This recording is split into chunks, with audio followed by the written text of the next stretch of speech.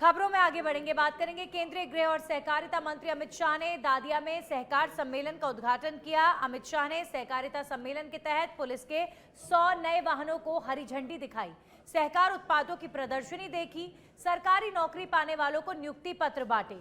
केंद्रीय गृह और सहकारिता मंत्री अमित शाह ने कहा कि राजस्थान पेपर लीक से त्रस्त था। भजनलाल सरकार ने एसआईटी का गठन कर माफियाओं को कड़ा संदेश दिया। वहीं मंच से अमित शाह ने सीएम भजनलाल शर्मा की जमकर तारीफ की। शाह ने कहा कि सहकारिता राजस्थान में मजबूत हो रहा है, इसके लिए भजनलाल शर्मा को बधाई। उन्होंने कम समय में काफी काम किया है। और ये 5 तस्वीरें आप देख रहे हैं। गृह मंत्री अमित शाह आज राजस्थान के दौरे पर रहे, जहां पर एक तरफ उन्होंने चयनित अभ्यर्थियों को नियुक्ति पत्र बांटे जिनकी सरकारी नौकरी लगी है। 100 पुलिस वाहनों को हरी झंडी दिखाई, मंच पर गृह मंत्री का स्वागत हुआ और इसके अलावा सहकारिता प्रदर्शनी का उन्होंने अवलोकन किया और कई योजनाओं का वर्चुअली उद्घाटन भी किया गया।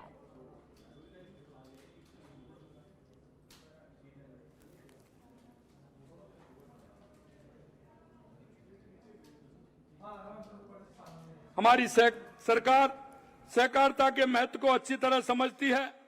किसानों को उचित मूल्य दिलाने से लेकर महिलाओं व छोटे उद्यमियों को सशक्त बनाने एवं उनका विकास सुनिश्चित करने में सहभागिता की बड़ी भूमिका है।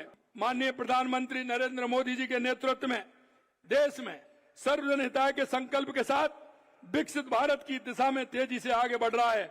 माननीय मोदी जी का कहना है कि देश में 4 जातियां हैं, महिला, युवा, गरीब और किसान। अगर इनका उत्थान होगा तो निश्चित रूप से हमारे देश का उत्थान होगा। कांग्रेस ने सिर्फ गरीब को एक झूठा वायदा किया था।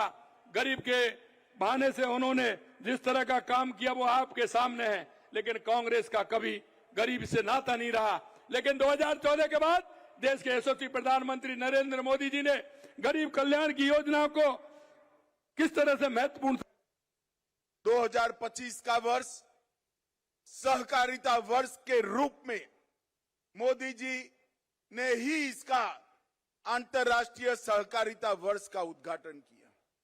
जब यूएन ने तय किया और ये सर्च किया गया कि सहकारिता वर्ष की शुरुआत कौन से राज्य से की जाए, कौन से देश से की जाए, तो उन्होंने हमारे भारत को पसंद किया और मोदी जी ने सहकारिता वर्ष का उद्घाटन किया। सहकारिता ने देश के विकास में बड़ा योगदान दिया है, मगर आने वाले 100 साल सहकारिता के 100 साल है।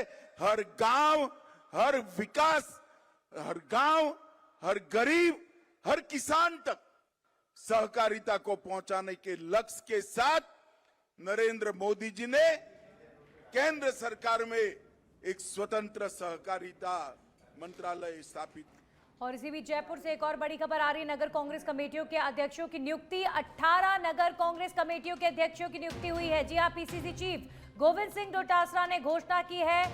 तो कांग्रेस पार्टी ने कई नगर कांग्रेस कमेटियों के अध्यक्षों की नियुक्ति कर अभी फिलहाल एक तरीके से कह सकते हैं कि कोशिश की है कि कई शहरों में कांग्रेस को नया नेतृत्व देकर पार्टी को मजबूत करें। पीसीसी चीफ गोविंद सिंह डोटासरा ने यह घोषणा की है।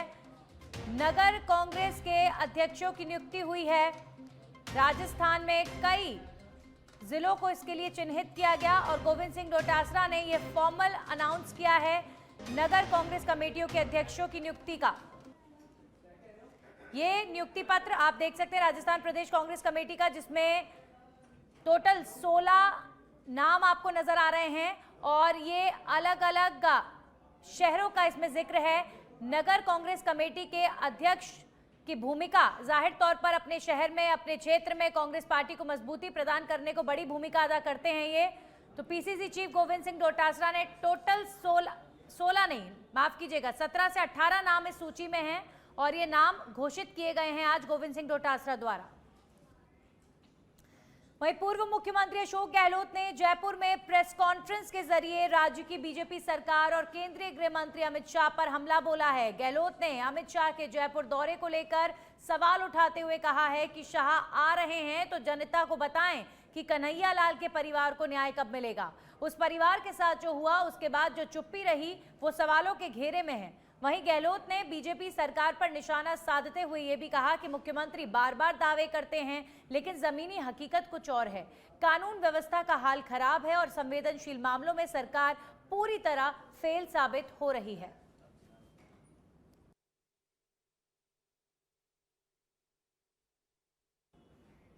अब खबरों में आगे बढ़ेंगे और बात करेंगे बांसवाड़ा के आनंदपुरी से। खबर आ रही है मानगढ़ धाम पर आज भील प्रदेश संदेश मानगढ़ धाम पर आयोजित होंगी भील प्रदेश महारैली। रैली में राजस्थान, गुजरात, एमपी और महाराष्ट्र से भील समाज के लोग जुटने वाले हैं। प्रति वर्ष की तरह इस बार भी भीली संस्कृति महारैली और सभा का आयोजन होने वाला है और आयोजन की सभी तैयारियां पूर्ण कर ली गई हैं। बांसवाड़ा के आनंदीपुर में आज ये कार्यक्रम होने वाला है। सांसद राजकुमार रोध समेत बीएपी के कई प्रमुख नेता मौजूद रहेंगे। भील प्रदेश की मांग को लेकर ये महारैली अहम मानी जा रही है। खबरों में आगे बढ़ेंगे, बात करेंगे झुंझुनू के केशव आदर्श विद्या मंदिर में स्वामी विवेकानंद सेवा संस्थान की ओर से विवेकानंद गौरव सम्मान का आयोजन किया गया, जिसके मुख्य अतिथि आरएसएस के वरिष्ठ प्रचारक डॉक्टर इंद्रेश कुमार रहे। उपनिदेशक डॉक्टर पवन पूनिया समेत 40 प्रतिभाओं का सम्मान किया गया। इस मौके पर डॉक्टर इंद्रेश कुमार ने कार्यक्रम संयोजक डॉक्टर जुल्फिकार की तारीफ करते हुए कहा कि एक युवा ने स्वामी विवेकानंद के जीवन को काफी करीब से समझा और उसे जीवन में उतारा है। प्रतिभाओं का देश था, है और रहेगा। भारत सर्वधर्म संभाव का, सर्व जाति संभाव का, भाषा बोलियां, वेशभूषाओं का देश था, है और रहेगा। विविधता में सुंदरता को खोजना, भाईचारे को खोजना, विविधता के अंदर एकता को सूत्र में रखना, ये भारत की विशेषता है। स्वामी विवेकानंद ने भारतीय इस विशेषता के साथ शिकागो विश्व धर्म सम्मेलन में गए थे। वहीं झुंझुनू के मुकुंदगढ़ नगर पालिका क्षेत्र के वार्ड 23 में बीते 7 महीनों से जल भराव की समस्या से परेशान हैं लोग। गंदे पानी के जल भराव से परेशान वार्ड वासियों ने नगर पालिका प्रशासन के खिलाफ जमकर नारेबाजी करते हुए जल्द समस्या के समाधान की मांग की है। वार्ड के लोगों ने बताया कि क्षेत्र में पिछले 7 महीनों से गंदे पानी की निकासी की कोई समुचित व्यवस्था नहीं है, जिससे गलियों और खाली जगहों में जल भराव हो रहा है। हालात ये हैं कि बरसात के दौरान पानी घरों के अंदर तक घुस जाता है। गंदे पानी के कारण मच्छर और मक्खियों की भरमार हो गई है, जिससे डेंगू, मलेरिया जैसी बीमारियां फैलने का खतरा लगातार बना हुआ है।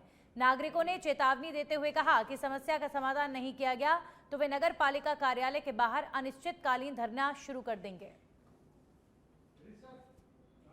समस्या की ग्राम को तो पानी आ रहा है, बहुत खराब हो रही हालत। बाहर में निकलने की मत होने वाली ना, रोटी खाने के लिए जीत रहा जावा तो भी उल्टी आ बड़ी मन बोलो जैसे कार्रवाई करे, बढ़िया कार्रवाई करे। नगर पालिका में कोई 100 बार एप्लीकेशन लगा दी, कोई सुनाई कौन ले रहे हो।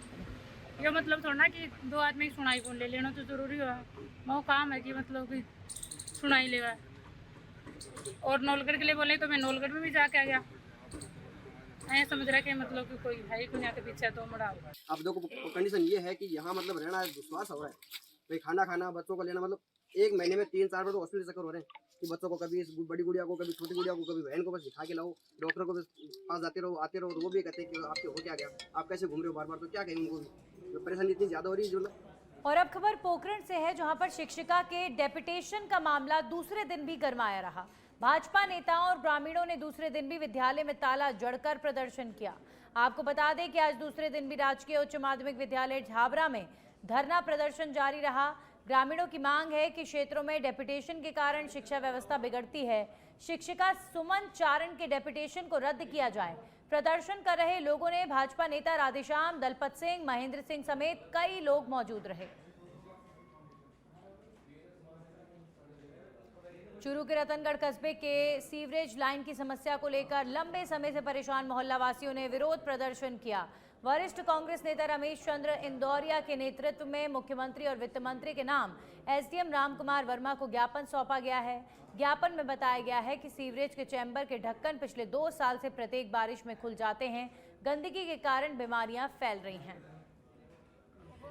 नाम बोलो आपका। हेलो, हाँ संतोष बोल रही हूँ। हाँ हमारे मेडिकल भवन से शिवलाल गिरेडी में पानी गंदगी बहुत आ रही है, मैं खड़े रहे कौन सका 9 दिन से मैं आज घर से निकल के हटाया कि अपन देने और वो हमारी सुनाई करो थे, सुनाई करके वो समाधान करो।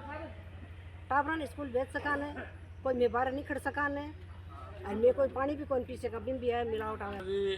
अम्बेडकर नगर और डेयरी मोहल्ला जिसको हम बोलते हैं, उसके सभी नागरिक माताएं बहनें यहाँ एसडीएम साहब के पास अपने वार्ड में जो इनकी गंभीर समस्या है पानी आने से, पानी बरसात 3 दिन से लगातार चल रही है और बरसात।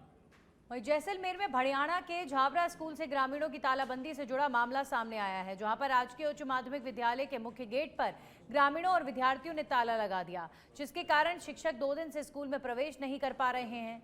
बता दें कि शिक्षिका सुमन चारण 1 साल से उदयपुर में डेपुटेशन पर सेवा दे रही हैं। विद्यार्थियों ने कहा कि जब तक शिक्षिका सुमन चारण का डेपुटेशन रद्द नहीं होगा तब तक तालाबंदी जारी रहेगी।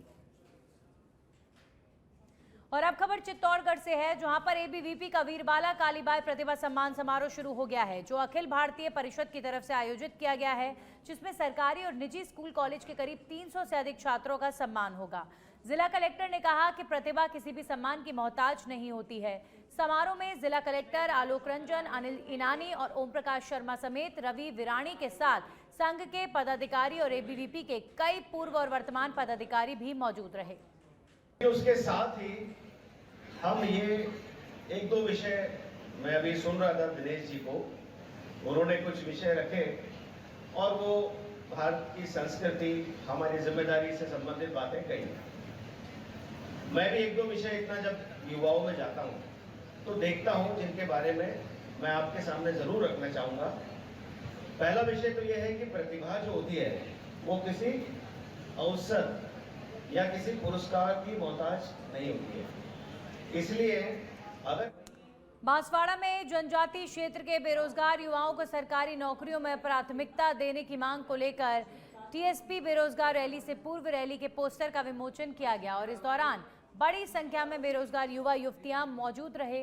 बेरोजगार यूनियन के जिला अध्यक्ष जितेंद्र डोडियार ने बताया कि रैली के माध्यम से सरकार से मांग की जाएगी कि नॉन टीएसपी क्षेत्र के कर्मचारियों को उनके गृह जिले में भेजा जाए और टीएसपी क्षेत्र की रिक्तियां युवाओं से भरी जाएं। बांसवाड़ा परिसर में टीएसपी क्षेत्र में विभिन्न मांगों को लेकर के आगामी दिन में रैली को लेकर के पोस्टर विमोचन किया गया, जिसमें हमारे विभिन्न मांगे इस प्रकार हैं। टीएसपी क्षेत्र में विभिन्न भर्तियों में पदों की भर्ती को लेकर के और टीएसपी में नॉन टीएसपी के समस्त कार्मिकों का हस्तांतरण करवाने के संबंध में और गृह जिले में परीक्षा सेंटर आदि मांगों को लेकर के हमने पोस्टर विमोचन किया गया और 21 जुलाई को उपाध्याय पार्क में रैली के माध्यम से। और अब खबर झुंझुनू से, जहां पर कलेक्ट्रेट की महिला कर्मचारियों को अब अपने छोटे बच्चों की देखभाल की चिंता में अपने कर्तव्यों से समझौता नहीं करना पड़ेगा। बता दें कि कलेक्ट्रेट परिसर में एक विशेष शिशुपालन गृह की स्थापना की गई है, जहां पर 2 से 6 वर्ष तक के बच्चों की देखरेख होगी। इसकी शुरुआत उपनिदेशक विप्लव नेवला की ओर से की गई है और इस पहल के तहत महिला अधिकारी अपने छोटे बच्चों को शिशु पालना गृह में छोड़ सकेंगी, जहां प्रशिक्षित महिला कर्मचारी उनकी देखरेख करेंगी। बच्चों की सुरक्षा, मनोरंजन और प्राथमिक शिक्षा को ध्यान में रखते हुए केंद्र को पूरी तरह बाल मैत्री बनाया गया है। वहीं सुरक्षा के लिहाज से ऑनलाइन सीसीटीवी कैमरे भी लगाए गए हैं। इससे माताएं अपने मोबाइल से बच्चों की लाइव एक्टिविटीज पर नजर रख सकती हैं।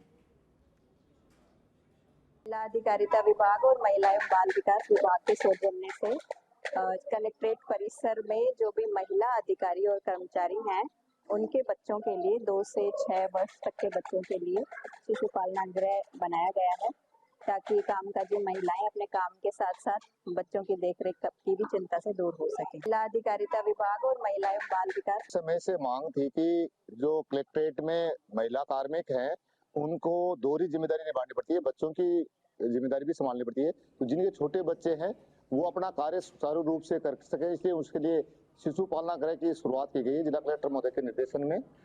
इसकी मेन प्रेरणा दीपिका जी सहू, प्रेरणा जी कालेर और प्रियंका जी लाबा जो हमारे अकाउंट सर्विसेज की है, उनका ये इनिशिएटिव आइडिया था और हमने इसको मात्र 5 दिन में एग्जीक्यूट कर दिया। यहाँ कोई भी महिला कार्मिक और अब खबर कोटा से है, जहां पर नगर निगम के कांग्रेस पार्षदों का धरना 12वें दिन भी जारी रहा। दरअसल पूर्व विधायक प्रहलाद गुंजल ने आरोप लगाया कि भाजपा सरकार कांग्रेस पार्टी और उसके जनप्रतिनिधियों के साथ लगातार भेदभाव कर रही है और इसी को लेकर कई दिनों से कांग्रेस पार्षदों का धरना जारी है। वहीं अब पार्षदों ने आमरण अनशन की चेतावनी देते हुए आंदोलन को तेज करने का ऐलान किया है। प्रहलाद गुंजल ने कहा कि शुक्रवार से कांग्रेस पार्षद आमरण अनशन पर बैठेंगे। उन्होंने कहा कि यदि 2 से 3 दिन के भीतर उनकी मांगें नहीं मानी गई तो आने वाले दिनों में बड़ा आंदोलन छेड़ा जाएगा। और अब खबर भरतपुर के बयाना से है, जहां पर आंगनबाड़ी केंद्रों का मनमर्जी से खुलना और बंद होना आम हो गया है। बता दें कि सरकारी नियमों के तहत आंगनबाड़ी केंद्र का समय सुबह 8 बजे से दोपहर 1 बजे तक का होता है। बच्चों और सेविका का ड्रेस कोड भी लागू नहीं है। यहाँ पर आंगनबाड़ी केंद्र से मिलने वाली सुविधाएं बच्चों को नहीं मिल पा रही हैं, जिससे महिला पर्यवेक्षिकाओं के जांच पर भी सवाल उठने लगे हैं। अधिकारियों को इस बात की सूचना दी गई है और वहीं इस कंप्लेन को लेकर कहा गया है कि अगर यहां पर नहीं देखरेख हुई तो फिर गांव का भला कैसे होगा।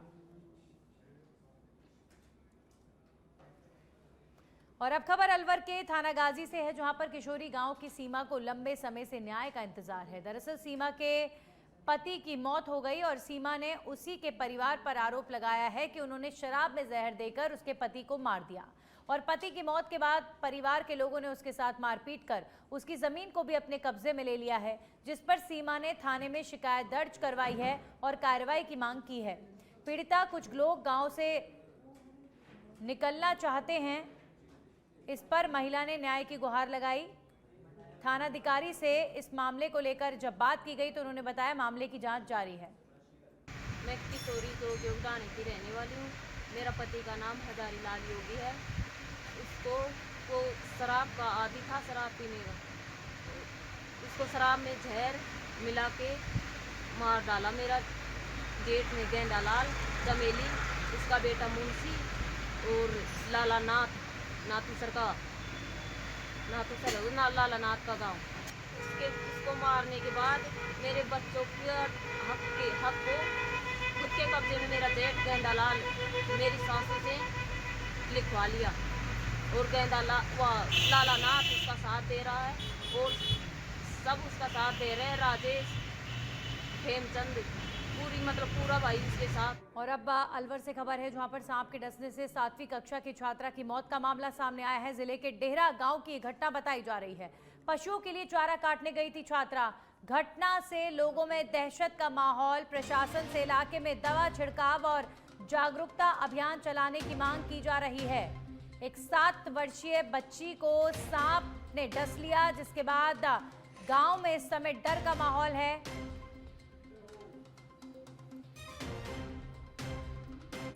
वहीं कोटा जिले में झमाझम बारिश का दौर जारी है। रामगंज मंडी विधानसभा क्षेत्र के खैराबाद कस्बे में मूसलाधार बारिश के कारण घरों में पानी घुस गया है, जिससे लोगों को परेशानी हो रही है।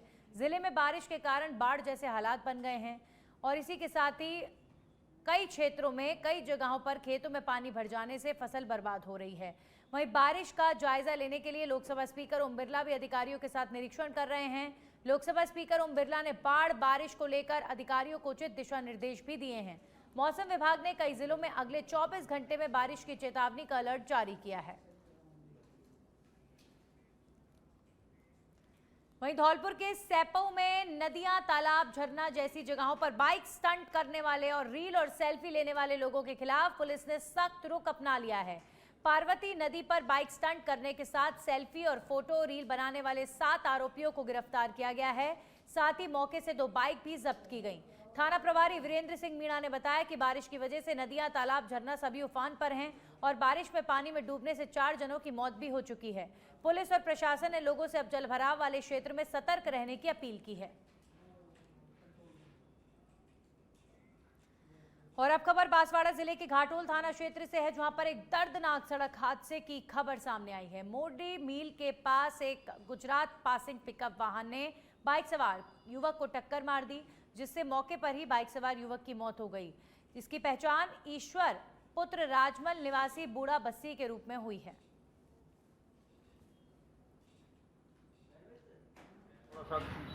मोरडी में 18 वर्षीय निवासी ईश्वर लाल पुत्र राजमल महिला जो कि अपने घर से ससुराल जा रहा था, सामने से बोलेरो पिकअप मोड़ी एक्सीडेंट करवा दी, लेके हॉस्पिटल आए, दौरान नहीं डॉक्टर ने मृत। वहीं अब खबर झुंझुनू से है, जहां पर ऊंट गाड़ी से घर जाते समय वार्ड पंच के बेटे पर जानलेवा हमला। हिस्ट्री शीटर और उसके बेटे ने अपने साथियों के साथ मिलकर इस हमले को अंजाम दिया गया। लहूलुहान हालत में मरा हुआ समझकर छोड़ गए बदमाश। गंभीर हालत में बुहाना से झुंझुनू और झुंझुनू से जयपुर पीड़ित को रेफर किया गया है। परिजनों ने बदमाशों के खिलाफ अब रिपोर्ट दर्ज करवाई है। दोनों पक्षों में बताया जा रहा है कि लंबे समय से जमीनी विवाद चल रहा था। पुलिस में शिकायत करने के बाद भी नहीं हुई कोई कार्रवाई। एक किसान है और जो जिस प्रकार से ऊंट गाड़ी जोड़ा है, और सुरेंद्र, लक्की, चेतन, रविंदर 4 जने और 4 जने और अन्यम था, और ये मेरे पापा पर जानलेवा हमला करे हो गए है। दोनों गोड्डा तोड़ दिया, सिर में मारी, गंभीर चोट है मेरे पापा का, हाथ में मारी है। और मेरे पापा ऊंट गाड़ी जोड़ी ही माटी गिर का आया था, बस जस्ट आ ही रहा था, गाड़ी में बढ़ने लगे, इतनी देर में ही मौके को देखियो है। और ये बढ़िया तरीके से मेरे पापा ने मारे हुए है। इनके साथ 4-5 अन्यम था, और इनका हथियार था, अवैध हथियार था, बर्छी कोई और भी हथियार था इनका, और बुरे तरीके से मारे मेरे पापा ने। और अब खबर सिरोही के पिंडवाड़ा से, जहां पर एसएचओ कमल सिंह राठौर की टीम ने बड़ी कार्रवाई को अंजाम दिया है। पुलिस ने कार सवार 3 आरोपियों को गिरफ्तार कर कार से 30 राउंड 7.65 mm जब्त करने में सफलता हासिल की है। स्वरूपगंज पुलिस ने नाकेबंदी के दौरान इस बड़ी कार्रवाई को अंजाम दिया है।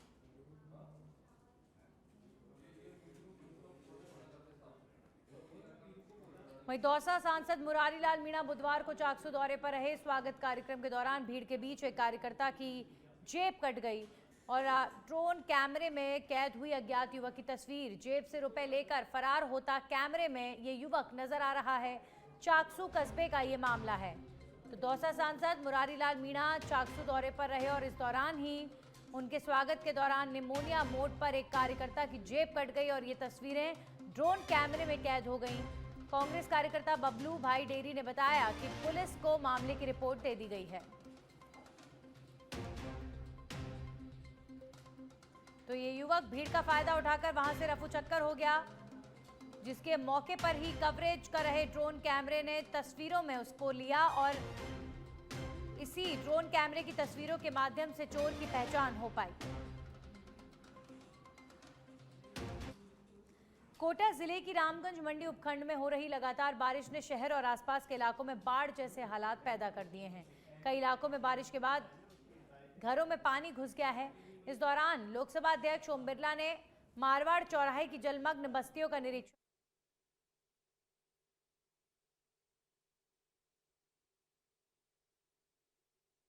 और नगरपालिका अध्यक्ष से स्पीकर बिरला ने सीवरेज सिस्टम को दुरुस्त करने के निर्देश दिए।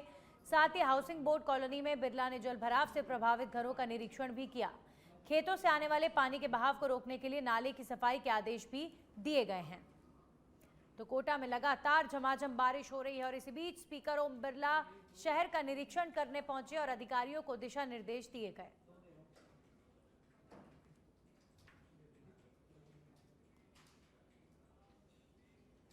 वहीं डीग में कामा पंचायत समिति की ग्राम पंचायत गावड़ी के रास्तों के खराब हालातों के कारण मैयत नहीं निकल पा रही है। जी हां, ग्रामीणों ने सरपंच के खिलाफ आक्रोश जताया है और ग्राम पंचायत के सरपंच और ग्राम के विकास अधिकारी पर लाखों रुपए का गबन करने का आरोप भी लगाया जा रहा है।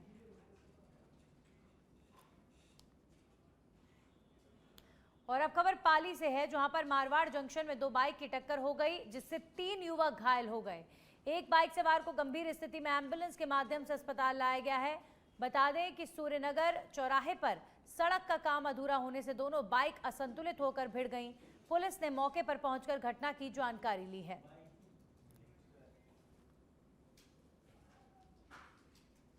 वहीं बयाना कस्बे में शराब के सरकारी ठेकों पर उपभोक्ताओं से निर्धारित एमआरपी से अधिक कीमत वसूली जा रही है, जिसके चलते आम नागरिकों में भारी गुस्सा देखा जा रहा है।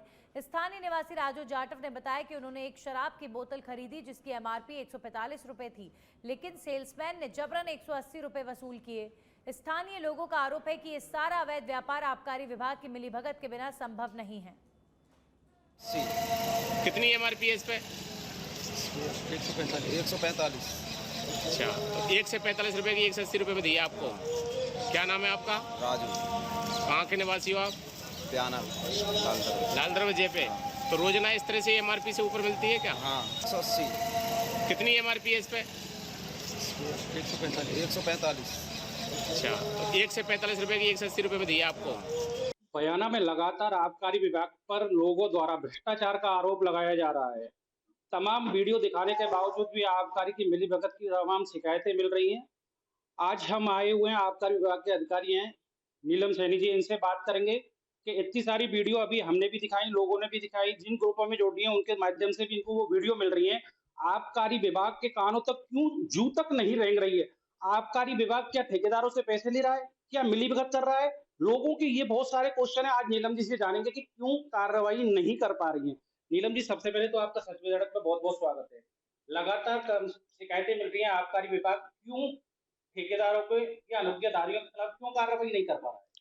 ऐसी बात नहीं है। आबकारी वृत्त बयाना में आज दिनांक तक 1 अप्रैल 2025 से 6 मुकदमे एमआरपी से अधिक बेचान के दर्ज किए जा चुके हैं।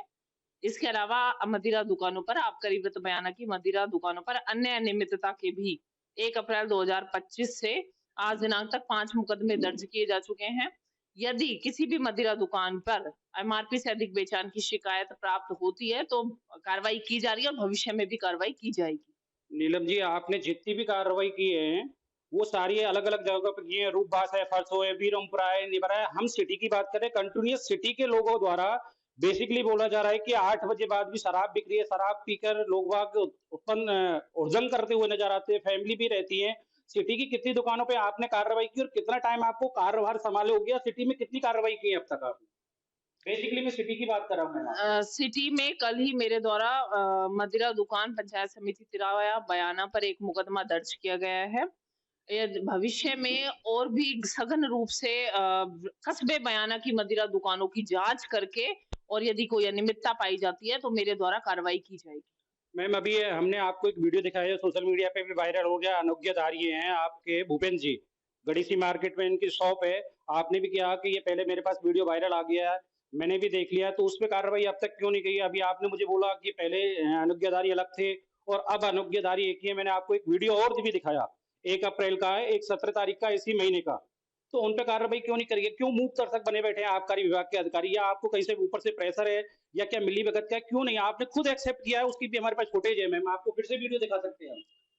ऐसी मिलीभगत वगैरह की कोई बात नहीं है। इस दुकान की लगातार शिकायतें प्राप्त हो रही हैं, इसकी मैं सघन रूप से इसकी जांच करूंगी। कब जांच हो पाएगी? आपने अभी भी एक्सेप्ट किया है, पहले भी एक्सेप्ट किया है कि कब आपकी शिकायतें मिल रही है? कब आबकारी विभाग किस चीज के लिए, कब तक किसका इंतजार कर रहा है मैम? कब कार्रवाई की जाएगी? निरीक्षण किया जा रहा है। अनियमितता यदि कोई पाई जाती है तो इस पे नियमानुसार अभियोग दर्ज किया जाएगा। मैम, अभी लाइव जा रहा है, फुटेज दिखाता हूँ आपको पुणे में, कब दिखाइएगा? आपने अभी भी एक्सेप्ट किया है, आप चाहते तो फिर से फुटेज दिखा दो, डेट एंड टाइम है फुटेज में, आपने भी एक्सेप्ट किया है। सघन कार्रवाई के लिए कितना टाइम चाहिए मैम? 1 तारीख से लेके आज 17 तारीख हो गई है, 17 दिन में अभी आप कार्रवाई नहीं कर पाएंगे। मदिरा दुकान का निरीक्षण किया जाता है, यदि एमआरपी से अधिक बेचान पाया जाता है तो अभियोग दर्ज किया जाता है। मैम, फुटेज जो वायरल हो रही है उसमें क्या लग रहा है आपको? अब मेरे द्वारा उस वक्त निरीक्षण किया गया, जब इसका निरीक्षण किया गया तो एमआरपी से अधिक बेचान नहीं पाया गया, फिर भी बार बार शिकायतें आ रही हैं, तो वापस मैं इसको चेक करूंगी और यदि एमआरपी से अधिक बेचान पाया गया तो मुकदमा दर्ज किया जाएगा। मैम, जल्द से जल्द कार्रवाई की संभावना रख सकते हैं? जो लोगों में अफवाह है आबकारी विभाग को लेकर, क्या वो वहमपन मिटा पाएंगे या कोई मिलीभगत वाली बात रहेगी? बिल्कुल भी नहीं रहेगी मिलीभगत, और ऐसा कुछ भी नहीं है। और मैं इसकी बार बार जांच करूंगी, जब भी शिकायत आएगी जांच करूंगी, और जैसे ही एमआरपी से अधिक बेचान इस मदिरा दुकान पर पाया गया तो नियमानुसार मेरे द्वारा अभियोग दर्ज किया जाएगा। मैम, उसके आधार पर आप कितने दिन में कार्रवाई की जा सकती है? शीघ्र ही मैं इस पे कार्रवाई करूंगी। शीघ्र? 5 डे, 10 डे, 7 डे? 5 डेज में ही कार्रवाई करूंगी मैं इस पे। ये थी आबकारी की मैम नीलम जी। इन्होंने बताया कि लगातार इनको भी मालूम है कि आबकारी विभाग पर लगातार भ्रष्टाचार के आरोप लगाए जा रहे हैं। एक्सेप्ट किया गया है मैम ने। अब मैम ने कहीं एक्सेप्ट करने के बाद बोला है जल्द से जल्द कार्रवाई की जाएगी। जो बयाना में लगातार